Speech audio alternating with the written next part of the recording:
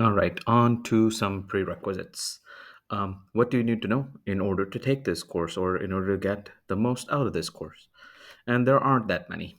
I have specifically written this course or designed this course with no experience required, meaning I don't expect you to have worked in information technology before. If you don't have any programming experience, if you don't have any IT experience, I don't keep that as a requirement. No experience required, at least not in information technology. I would recommend that you have at least a high school diploma or GED or equivalent.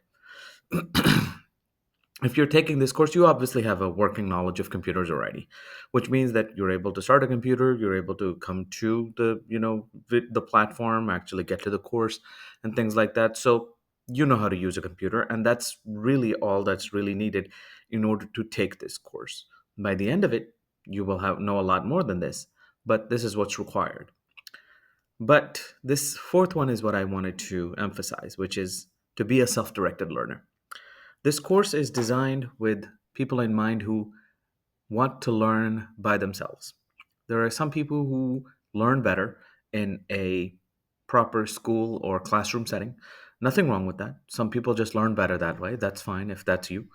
But I'm afraid that you must be a self directed learner, which means that you're going to have to learn to motivate yourself to come to this course over and over again and basically keep taking this course so that you can reach your objective.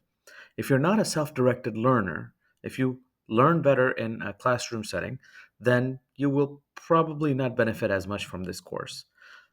Reason being, not that, this is a like this is not for somebody who is doesn't learn in a classroom or learns better in a classroom setting. No, but you have to push yourself, you have to force yourself to learn, and that's one requirement that I have put in for this course.